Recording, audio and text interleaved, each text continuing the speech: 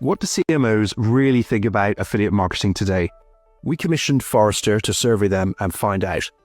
I'm Adam Ross, the CEO of Awin, the world's largest affiliate marketing platform. For 25 years, we've been helping brands and publishers create powerful and profitable affiliate partnerships. Affiliate marketing is a unique ad model where everyone wins. Advertisers can attract new customers, publishers can monetize their traffic, and consumers can get access to trusted product recommendations. To better understand the wider perception of affiliate marketing, we commissioned Forrester to survey 700 senior marketing leaders or CMOs across Europe and the US. The first finding of the report was that senior marketers now view the affiliate channel as a really important source of technological innovation. And this was actually the number one aspect that they value affiliates for. Last year, through these new partners in our master tag, over $500 million of revenue was driven for our advertisers. So you can clearly see that these are now driving a considerable impact across our entire affiliate marketing network. The second finding from the report showed that 92% of senior marketers consider the channel to be effective, so just behind content and paid search. Yet despite this, affiliate marketing came in dead last when it came to investment decisions, so only 7% consider it the right place to invest their money. So this was quite a shocking finding. This is such a strange contradiction because what we've seen over an extended period of time is an incredible return on investment for advertisers for affiliate marketing. For every dollar they put in, they get $13 back. So really, there's a huge advantage to be gained from advertisers who understand this and actually shift their investment decisions accordingly. Finally, we asked marketers what the unique strength of the affiliate channel was. And here we expected to get one or two clear answers. What we actually got was a variety of findings, whether it was diversity of partnerships, ease of use, adaptability, or control. Marketeers can really solve multiple different challenges using the affiliate channel. So it was great to see this in the responses they gave. To find out more about what marketers think of the affiliate channel, download the Forrester study commissioned by Awin for free today by going to awin.com.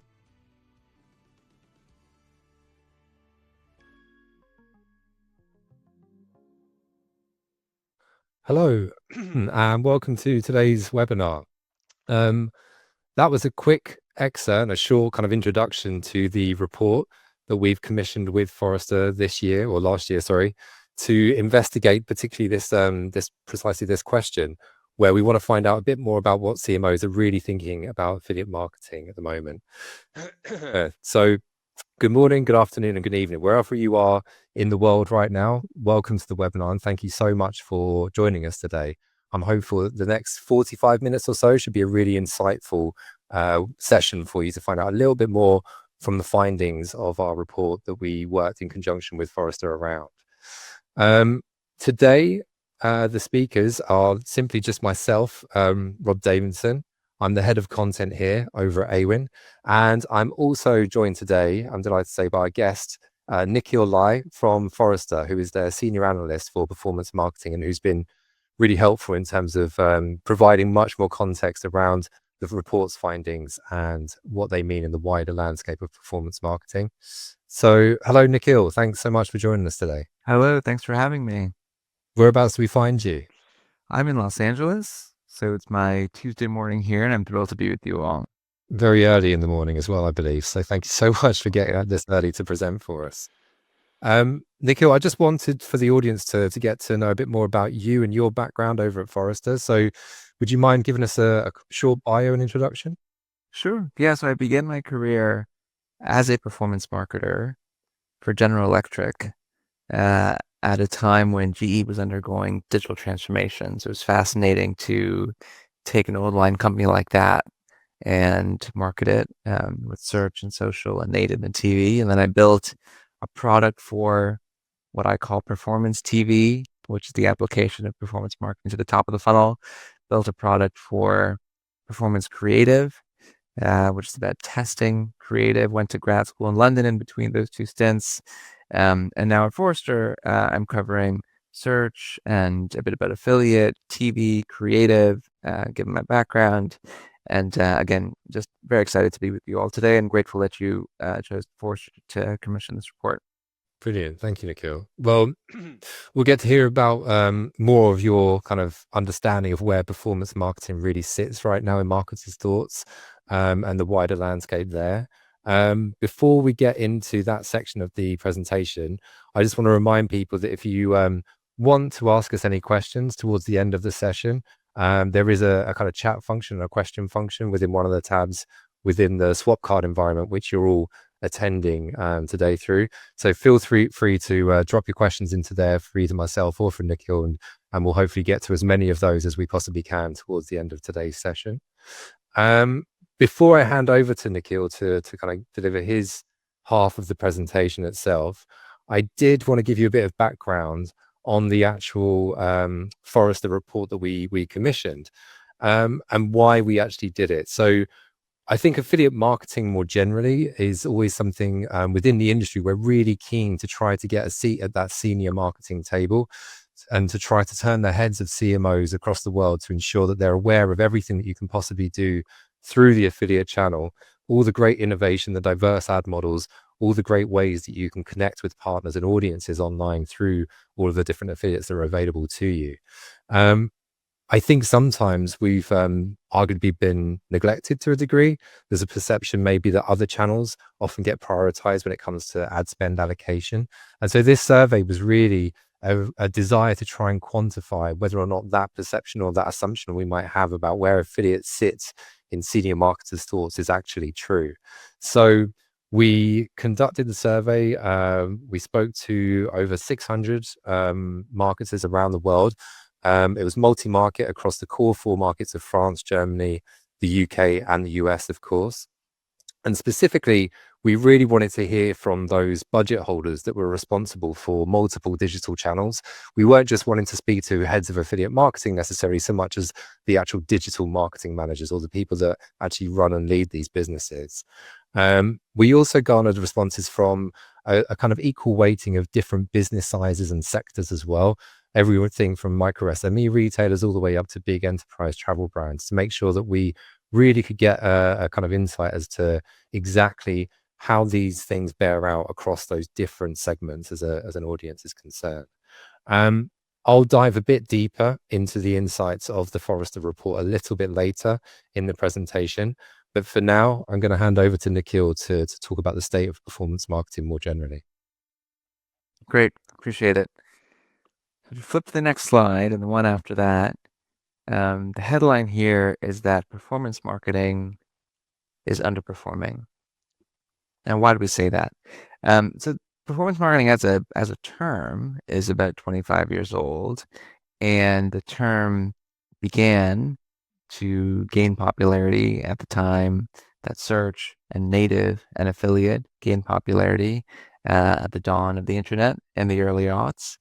And then the term changed meaning and morphed over time. And most recently, as I mentioned in my background, the term applies to TV, it applies to creative, it applies to audio, it applies to out of home. There are new concepts like performance branding or brandformance or brand response advertising. And the term has been, I think, abused as a catchword. And so historically, it's synonymous with the bottom of the funnel. Now it applies to the middle of the funnel, to the top of the funnel. And as a result of that, every channel is parading as performance to try to take share from Google and Meta. So as a category, we're seeing the dilution of performance marketing and the changing meaning of the term. So if you go to the next slide, so the result of that is that it's becoming harder and harder to measure media. All right, if you typically buy TV on a CPM basis, and now you're being sold TV on a cost per acquisition or cost per install basis, or you typically buy out of home to grow unaided awareness, and now you're being sold the value of out of home, given the halo effects that out of home has on mobile. You're being asked to change how you think about the shape of the funnel, the measurability of it, the relationship between parts of the funnel, and therefore measurement is a big challenge. So every year we survey over 1,000 CMO level marketers across the US and ask them, hey, what are your biggest priorities this year? Year after year after year. I've been at Forrester now for 3 years. Even before I joined, the number one response was measuring the ROI of our marketing efforts. Measurement is the biggest pain point. I think largely because every channel is now parading as performance.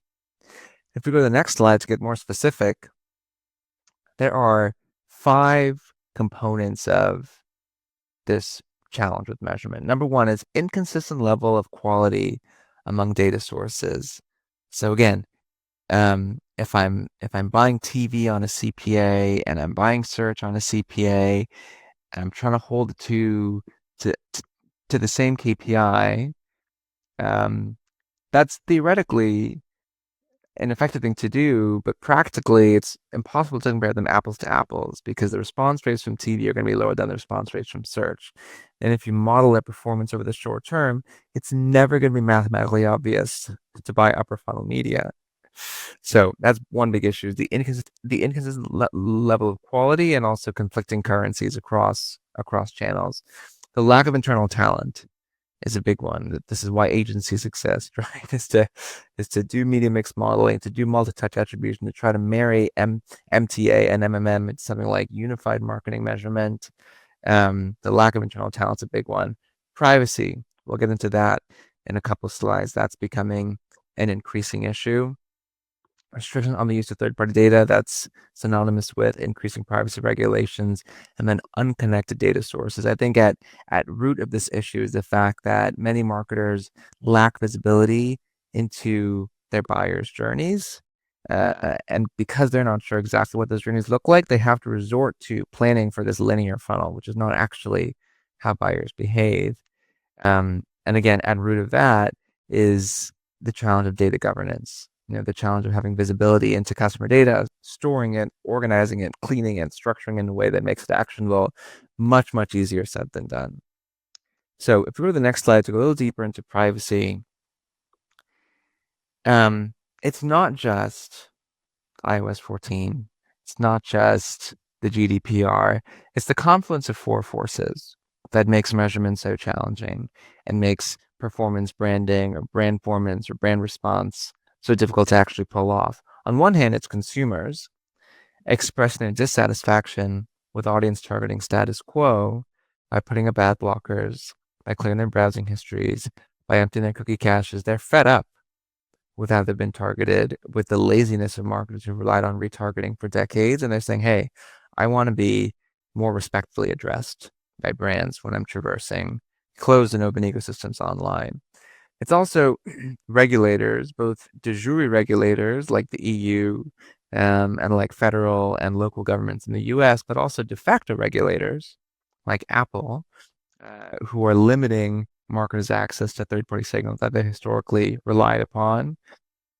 And then fourth, it's walled gardens, who, as they flourish, and this is the Tesco's and Carrefour's and Target's and Walmart's and Amazon of the world, as they flourish, they consolidate signals within their gardens, and signals therefore dim across the open internet, and you have to rely on modeled identity to maintain the kind of addressability across the open internet that you've been used to. And so the confluence of these 4 forces, Forrester calls data deprecation, and this exacerbates the challenge of measurement that I mentioned at the beginning.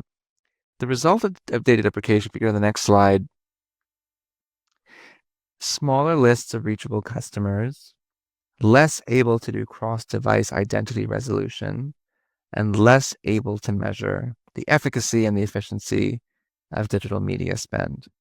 So just to recap, the number one challenge is measurement because performance marketing is becoming convoluted.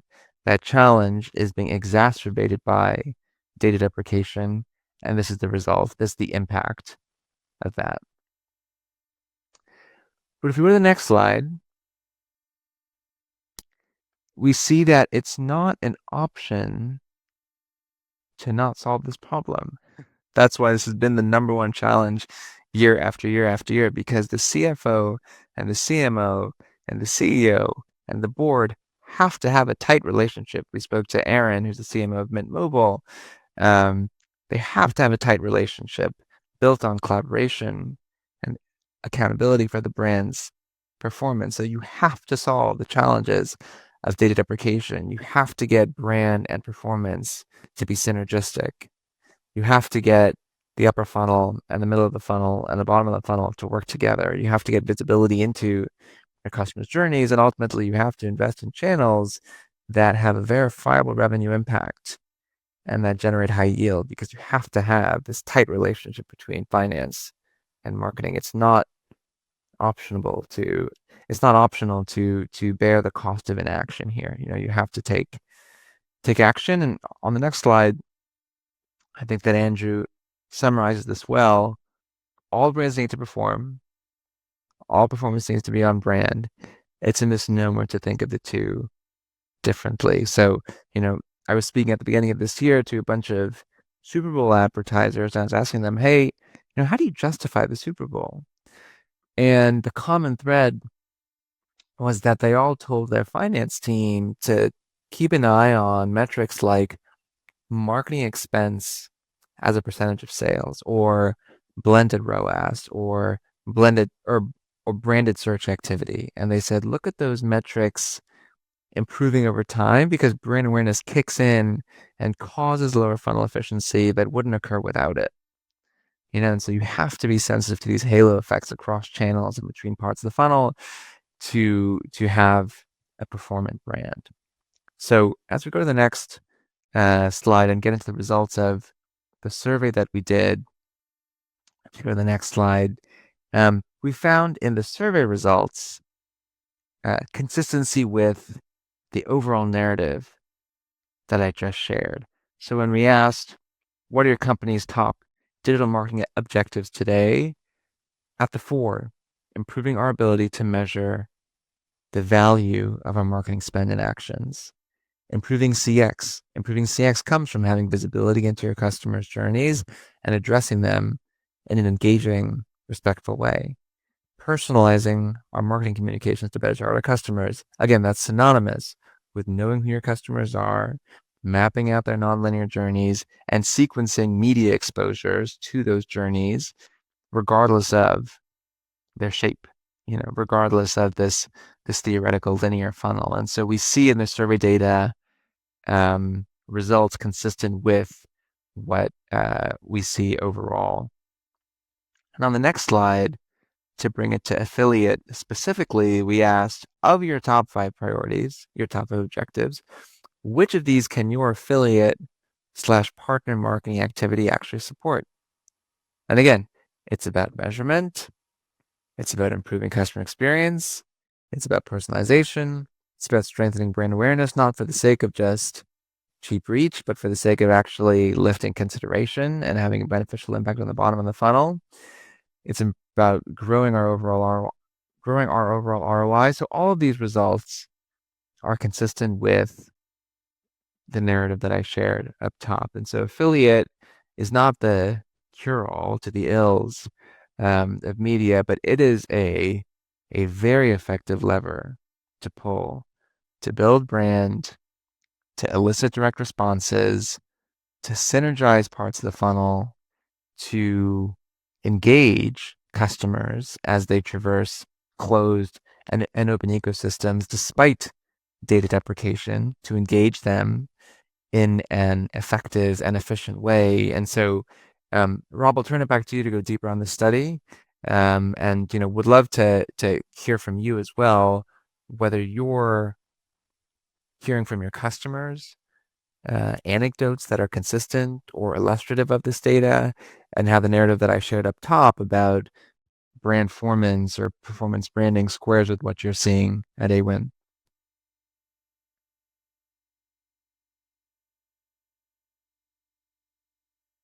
Yeah, absolutely. Thanks, Nikhil, for that. It's a great introduction to what I'm actually going to go on to elaborate on now. And I think that trend of diversification in terms of the marketing objectives that business leaders are looking to achieve through their affiliate partnerships is something that we've really noticed as an ongoing trend and an uptick that we've kind of really see evolve and develop within the channel over particularly the last 4 or 5 years in particular. So yeah, I will definitely elaborate on that in due course shortly. And we've got a couple of nice examples towards the end, I think, speak to that evolution. Before then, though, I want to kind of dive a little bit deeper into the Forrester report itself and some of the insights that we got off the back of it. Now, if you joined at the very beginning, you should have called our CEO, Adam Ross. He was talking through the kind of core key insights that came off the back of the Forrester report. In case you haven't had a chance to check it out or you missed that, the 3 kind of more prominent findings across the entire survey group were the fact that it's the channel is really seen as this kind of innovation center. It's seen as a real great source of marketing innovation, and that's in particular when it comes to tapping into emerging technologies, as Nikhil just intimated. Just as an example of that, if you think about some of the conversion rate optimization solutions or product recommendation solutions that can now be implemented on your website, they're a really great illustration of this. And I'll talk a little bit later about how we tend to think about those new affiliate partner types being part of that customer journey beyond the funnel. And affiliate marketing has really made it possible to launch these innovations with 0 upfront costs and without any technical work required, which makes them that much more appealing as a form of or a source of experimentation for many brands. Affiliate provides a really diverse set of marketing outcomes, and all of them are a really healthy ROI. So that combination of being diverse in the kind of levers that you can pull on, but also reliable in terms of the business outcomes that you can generate off the back of it, I think is a really compelling combination that should be really enticing. And it's great that it's getting recognition from these senior marketing leaders as well. We can just go to the next slide. One of the key things that these marketers felt was that affiliate marketing has a really strong commercial value, going back to that latter point that I kind of touched on. And although access to innovative new partners came out on top of all of the different unique strengths that the channel offered when we asked these marketers to identify what it was that made what was affiliates USP versus other kind of digital marketing channels, there was this real persistent emphasis on a lot of the values that were cited having like this strong commercial value. 4 of the top 10 strengths that we've highlighted here were of that more commercial nature, really highlighting just how reliable affiliates are perceived when it comes to a business's bottom line. And when we delve a little bit deeper into the individual markets where this was the case as well, it was interesting to note that this incremental value was something that was frequently cited as a top 3 strength as well. The UK, the US, and France all had it feature amongst their top 3 strengths for affiliate marketing, with only Germany being the market that didn't actually include it that high up. And though they largely didn't agree on what the other qualities were that affiliate marketing could provide, it was this idea of incremental value that was a common thread amongst all of them. And that's actually also true according to the business size, where the strengths varied across the group. So when we looked at medium-sized enterprises, having innovative partners was the biggest strength of the channel. But that dropped to 7th spot when you looked at more kind of micro and SME businesses, which is pretty intriguing. And I think perhaps it's something about smaller companies having less scope for experimentation, less time to explore kind of new novel ad models potentially, and needing to focus more on the core fundamentals of new customer acquisition and ensuring their growth. We can see a similar swing for transparency actually as well, which goes down to 8th place when you look at medium-sized enterprises, but rockets all the way back up to 1st when it comes to large enterprises. Probably going back to Nikhil's kind of point again around like that transparency of like, marketing attribution and how am I guaranteeing that the investments that I'm making are getting the reliable ROI that I really need to prove to ensure that this ad allocation that I've got is working as effectively as it should do. And again, as I say, incremental value stayed top 3 across each of the business sizes though. And this is undoubtedly one of the most consistent findings and a real major theme from the survey overall. We also took a closer look at how affiliate can support these senior marketers' priority goals, and they generally felt that affiliates could support around half of their top 5 stated marketing objectives. Now, obviously, these objectives shifted according to who we were asking. It wasn't a consistent set of marketing objectives, but when you looked at the top 5, they felt, and we asked them kind of like, how well can your affiliate program actually support those objectives that you've got at a kind of broader marketing level? But despite that strong finding, actually only about 8% believe that the channel could really assist them with either 4 or even all 5 of those objectives. So a fairly kind of minority amount. So on one side, does this perhaps suggest that affiliates simply aren't able to support such goals? There are things that are just beyond their reach and their capabilities in terms of supporting marketers. Or perhaps is it a case that marketers simply aren't aware of the various different affiliate types that they can work with that can support them? Either way, the finding does suggest that there's a lot of room for growth here that the industry has room to kind of maneuver into. Affiliate is obviously home to anybody that's familiar with it, who's kind of joining today and tuning in, will know it's home to a diverse range of partner types and different commercial models, and it means something different to every business. So if these senior marketers can really be shown how affiliates can support these other objectives, then I think that further adoption and further investment could well follow. We also asked respondents to pick the partner types that they deemed to be important for them from a list of 10. That was the most that we could actually put into that particular question. So we couldn't list them all. And so there's obviously a lot more scope for potential ad models that they could have picked. But it was more just to get an idea of how varied these marketers programs were likely to actually be. Who is it that you're working with, and who do you feel is actually important to achieving your business's goals? Now, the highest proportion of respondents, around 40%, picked 5. And that's a pretty solid mix, I think, suggesting that there is a decent amount of variety that's being recognized by these senior marketers. And in fact, given that limitation, I guess, of only asking them to choose from a list of 10 partners when there are, in fact, many more available, suggests that the number may well be significantly higher. Now, if you drill down into the partners that are most likely to be in that group, it wasn't a huge surprise to see that affiliate heritage of cashback and discount code publishers being used by the vast majority of businesses. Like 95% of respondents stated that they worked with either of those two. And while other partner types have been growing faster in recent years, that incentive model really remains hugely popular for acquiring new customers, driving sales over peak periods, and really delivering that kind of reliable revenue that you come to kind of love so much about the channel. Now, the presence of more non-traditional affiliates is actually pretty strong in this mix, and that was good to see. Plenty of marketers were naming the likes of influencers, brand partnerships, technology partners, and buy now, pay later services as being important to their organization. And the findings also reinforce the fact that all 10 publisher models that were assessed were perceived as valuable. So at least 40% of businesses were using each one. And that really highlights how affiliate can mean something different to each business depending on their individual context, I think. There's no set formula necessarily on which partners or which strategies are necessarily the best. It's really about finding the right partners that can support your unique goals as a business.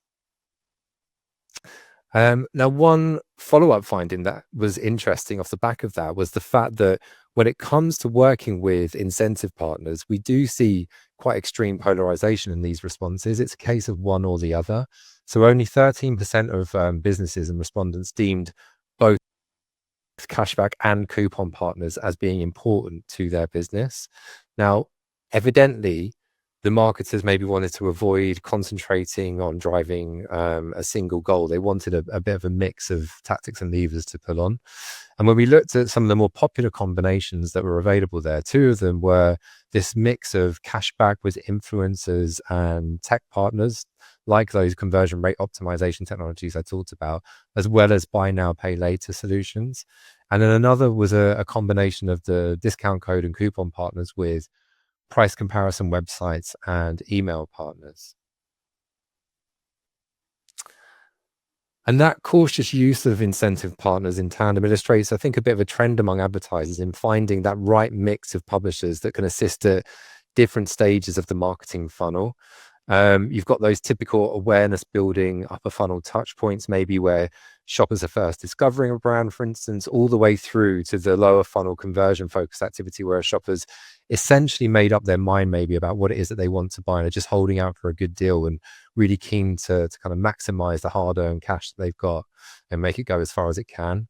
And affiliates are really helping these shoppers at every single stage of that journey, all the way from awareness and interest through to the decision-making process and finally taking an action. But in truth, that traditional funnel only goes so far, obviously, in explaining the value that affiliates can actually bring to both marketers and to shoppers as well. Because in recent years, I think we've seen this development and evolution of affiliate partnerships that extend beyond the funnel, which is why at Awin, at least, we've been adopting a slightly different mental model to illustrate this. Now, a lot of you will recognize this face. This is Scott Galloway, NYU marketing professor, podcaster.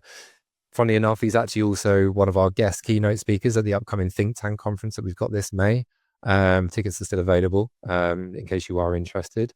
But Galloway uses this clock model to explain the different phases in which brands interact and they engage with their customers that goes beyond the funnel. And it's a concept that I think really maps well against affiliate marketing today and the different variety of partners that we can offer brands. So on the clock, you've got 12 to 4. And that's the kind of pre-purchase phase, which is primarily concerned with advertising in all of its various forms. And this is where brands compete for a consumer's attention. 4 to 8 is the purchase phase, where brands interact directly with the consumer in their stores or in their websites. And it's where a customer first comes into direct contact with a brand. And then finally, from 8 to 12, you have that post-purchase phase, which entails everything that comes after the transaction. So you've got things like customer service, you've got loyalty programs, your CRM, all of those things that might happen after the sale has actually occurred. And it's becoming more and more common, I think, for brands to look to diversify their revenue and their marketing mix and involve affiliates at different stages of this journey rather than just concentrating on one area. You've got that traditional funnel where you've got your maybe more kind of traditional publishers. You've got creators and influencers that are building up your brand awareness maybe. You've got your mass media partners. You have comparison site websites, community forums, and then you've got that lower funnel that sits still within that pre-purchase phase before that traffic is getting sent over to the advertiser site of your coupon partners, your cashback and loyalty partners that are really helping you to convert the traffic or helping to get that traffic converted before it kind of lands over on your site. As you move into that purchase phase, as I say, we've got these on-site technology solutions that are really optimizing the e-commerce experience for customers once they land on your website, whether it's product bundling solutions, which we'll give an example of a bit later. You've got on-site optimization in terms of chatbots that are helping customers to find the right products that they maybe couldn't discover on your pages themselves. And then post-purchase, we've got a growing trend. In fact, the fastest growing partner on Awin's platform at the moment is brand partnerships. This is where we have partnerships between non-competing brands, for instance, where somebody may have transacted with a particular brand and another offer can suddenly be offered in that checkout space, essentially, that comes from a non-competing brand, but is still relevant to the purchase that they might have just made. And that clock model then means that we've got affiliates working right the way around it constantly for brands and ensuring that all of those customer touch points are being optimized to the highest possible degree. Now, I do want to touch on some of the perceived challenges with affiliate marketing and what came up when we did ask this question around the challenges that organizations may have encountered with affiliate marketing. And when looking at those that were most commonly encountered, we saw a kind of running theme, I think, with the difficulties of managing relationships. It's often stated one of the strengths of the channel is that it's a relationships-driven industry, but clearly that brings with it a lot of difficulties too. The diversification of the channel that we've witnessed in recent years is obviously a good thing for a whole host of reasons, but one of the potential issues it's amplified, I think, is managing relationships with so many different types of partner, and that extends to brand alignment too. affiliate marketing is no longer about simply sharing links to place on a coupon site. It's you've got lots of campaigns that are centered around content creation, which makes it harder to ensure that everything is aligned to your brand values and image. And then finally, as with numerous other digital ad channels, the issue of ad fraud has also emerged as a prominent challenge, and it's something that marketers within the channel and trade bodies are really eager to resolve. We actually had to probe pretty hard to find any movement in the challenges when we delved a bit deeper into that particular question. They stayed the same across a host of countries and business sizes. And even when they do change by industries, you can see the results largely stay the same. Maybe that's a good thing. Affiliate is undergoing a bit of a transitional period, I think, at the moment. There are new partners that are inspiring organizations to diversify their partner mix and entrust affiliates with responsibilities that they wouldn't have been given maybe some 10 years ago. So it's no longer simply enough to kind of just drive traffic and sales. They're stretching spend, they're generating brand awareness among a whole host of other goals. There are new commercial models that are changing the way affiliates are deployed and commissioned, providing more flexibility. But it's a total reinterpretation of what they are and what they can do for a business. So that change is obviously going to bring challenges, and at least the marketers agree on these are the areas that need immediate focus. Now, I just wanted to touch on a couple of examples that we've recently seen that illustrate this desire to lean into affiliates' expertise and kind of proactively work with them to create these new valuable partnerships. One of my favorites comes from Stanley. If you've got TikTok, if you're on TikTok, if you're younger than me, you might have noticed their Quencher bottle, also known as the Stanley Cup, has emerged as one of the must-have fashion accessories in recent years. It takes too long to explain how a flask that was invented in 1913 has become a viral sensation amongst younger buyers. But from Stanley's perspective, when it came to Black Friday last year in Brazil, the most important thing for them was just about trying to turn that newfound popularity into sales in a market they were still kind of trying to establish their brand in. So for this, they used Awin's platform. They recruited local influencers who had a combined reach of more than 800,000 followers, and they used them to kind of get the inside track on deals and product availability and promotional opportunities. And something quite unique about the Brazil market is in the sense that influencers use platforms like WhatsApp a lot to communicate. It's the default primary means of communication. And so Awin was helping Stanley to communicate and coordinate with each of these influencers on a one-to-one level using WhatsApp chat groups. And in doing that, they really created these great tight partnerships that guaranteed that Stanley was front of mind when it came to promotional opportunities. And off the back of that, they saw over 100% increase in affiliate revenue year on year, and 20% of the new customers converted over that period came from this affiliate activity. I'll finish quickly just on another quick case study around incremental value. And this one was from the pet supply retailer Viavet. And it comes involving their partnership with increasingly a product bundling technology. I'm sure we've got attendees here who are kind of running aspects of an e-commerce business that's got ideas to improve a KPI, but they don't have the tech to actually realize it. And for Viavet, they had tens of thousands of SKUs of products on its site. The goal was growing AOV, and it knew it could use that product recommendation solution to bring relevant suggestions to customers, but it didn't have the dev capacity to actually deliver on that. So they took to the affiliate channel. They launched with increasing these product bundling tech and a few clicks via Awin's master tag. And they worked with them on creating this native solution that otherwise would have been sitting in their dev queue for months, all without those upfront costs and any development work.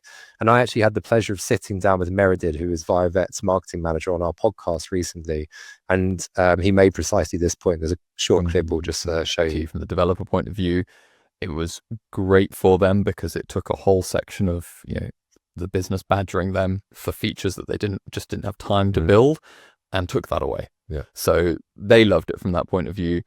I think from the more kind of commercially minded and the director's point of view, it is and continues to be a very cost-effective, first and foremost, way of bringing tools onto the site because we're paying for performance in most cases. And, that's a very safe way for the business to operate. There's very little risk involved in that. But equally, it allows us to prove the value of these features on site, to build future arguments for why we need to add these features on site organically or expand on the capability of these features. So it's been really, really beneficial, both from the commercial point of view and from kind of the use case and the business case going forwards.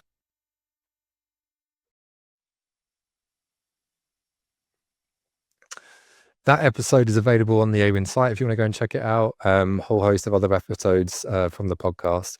But I'll just finish on this final point before we get into the Q&A section. And I think, partnerships like these are a really great example of how affiliate marketing has evolved into something that gets a lot closer to solving these real business challenges. Those were just a couple of examples, but I'll leave you with my kind of like own take on where and how affiliate marketing works in terms of serving so many different marketing and consumer needs. Back in 2009, we had Apple started using the tagline, "There's an app for that," to promote the iPhone over its competitors, because it was this device where you could access the most apps that could practically do anything for you. And that's kind of how we're starting to see the affiliate channel for marketers today.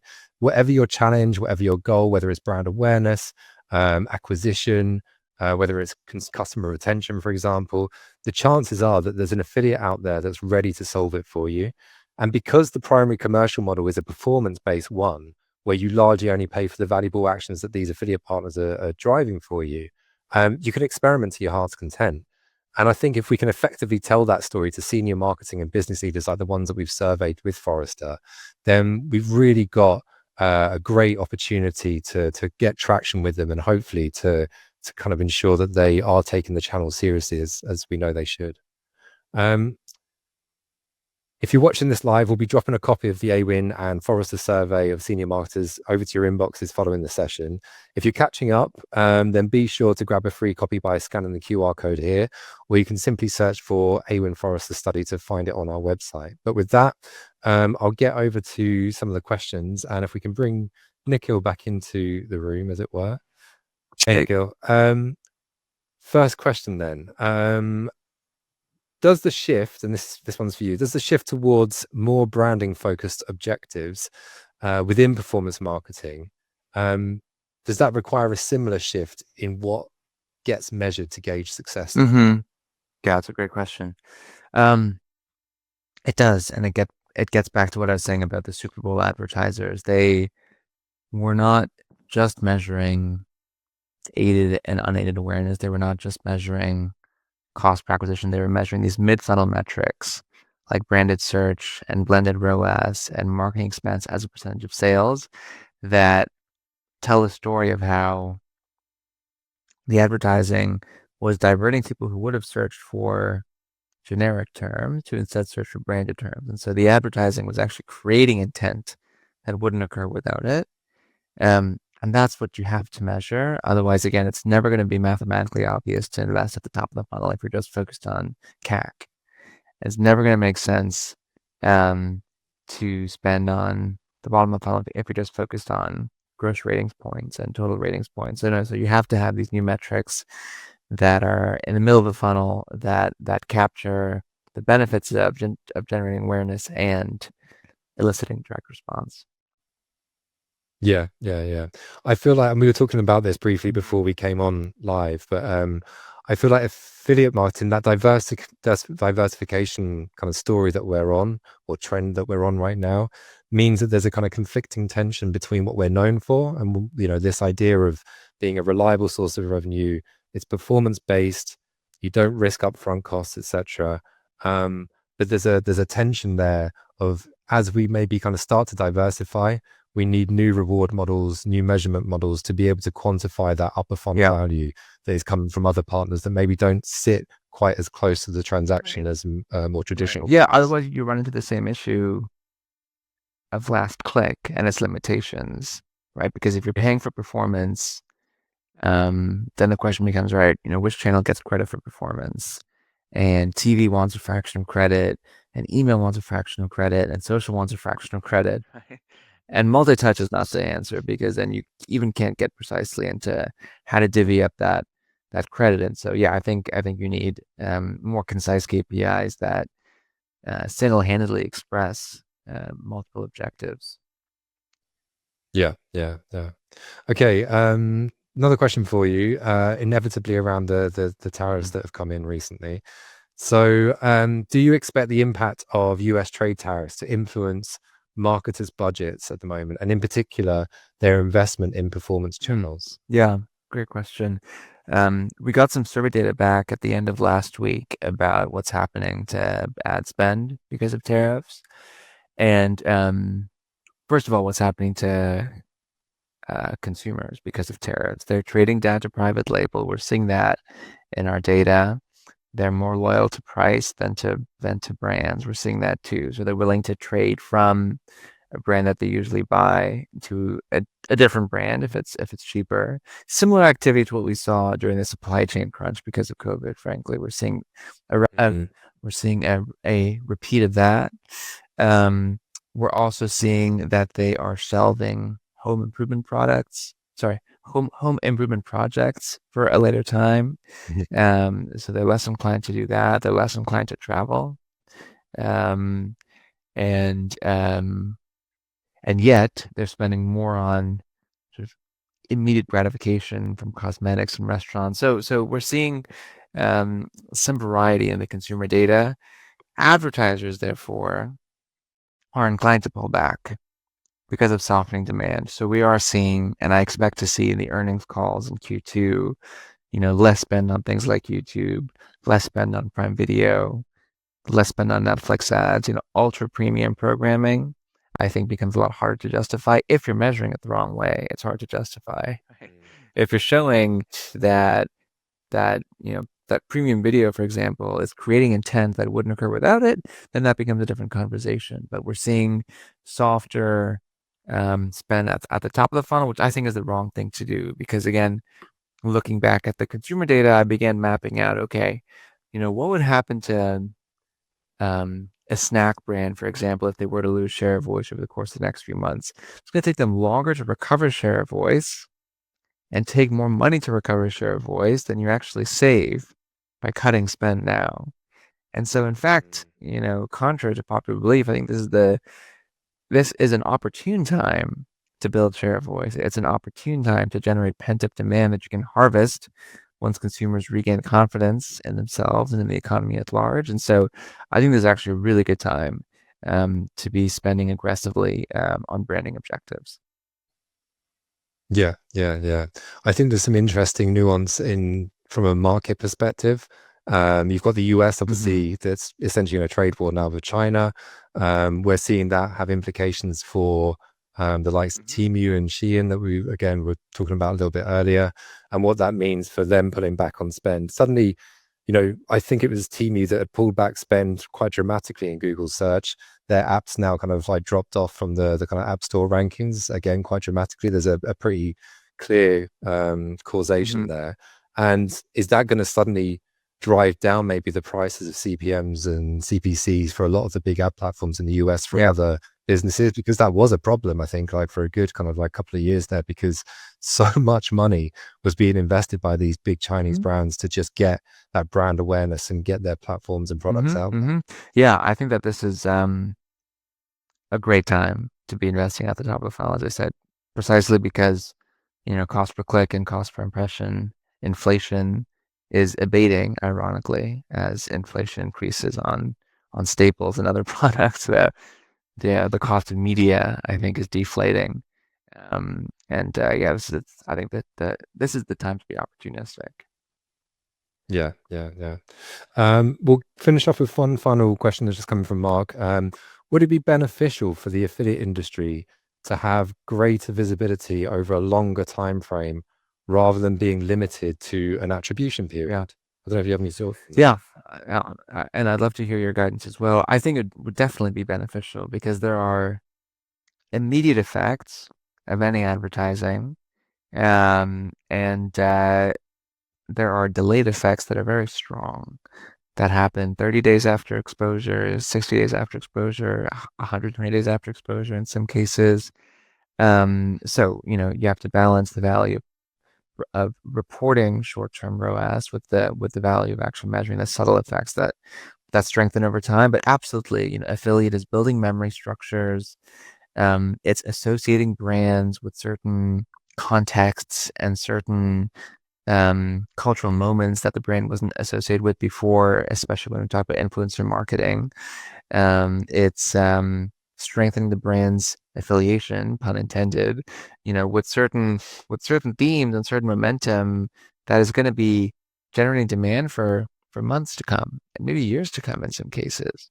So absolutely, you need to look over this, to look at affiliate over a long frame, but not to lose sight of the fact that in the short term, it has a verifiable revenue impact because it's taking risk that you would have to take. Instead, the channel is absorbing that risk and mitigating some of the counterparty risk between the brand and the publisher, as it were.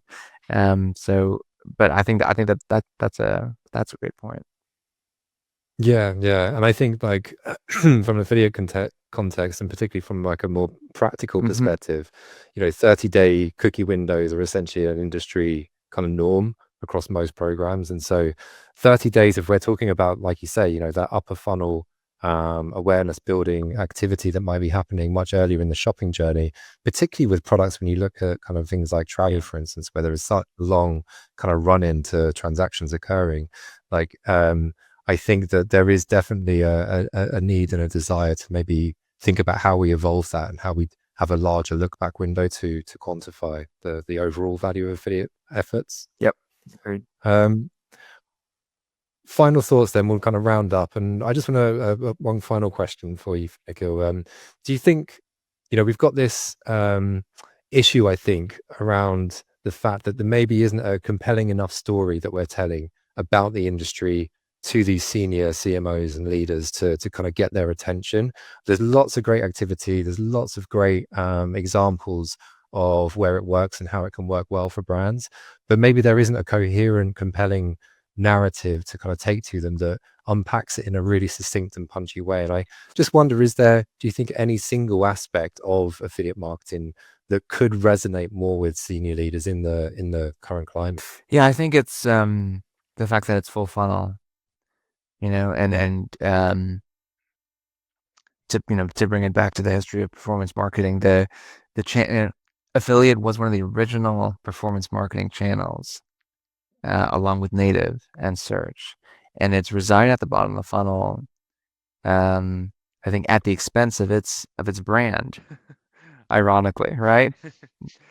And so now it's time to realize that this is a full funnel medium that you can invest in without forsaking revenue impact, because again, you don't have to take risk on this channel in the way that you do with others, and without forsaking yield, because the creative that affiliate relies on is literally authentic creative.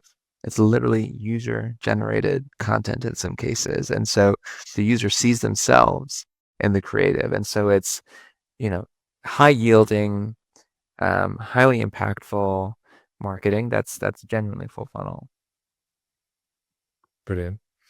Well, thank you for joining us today, Nikhil. Really enjoyed your insights earlier and your responses to the questions. And thank you to all the attendees as well who've kind of joined us today. And thanks for their engagement and interactions. I can see a few people have been scanning the QR code, so please do delve into the report itself. And if you've got any questions at all for myself and Nikhil, please feel free to reach out to us. LinkedIn is probably my kind of preferred source of kind of questions, and I don't know, Nikhil, is the same for you? Sounds good. Perfect. Well, thank you for your time, and we'll hopefully see you again soon.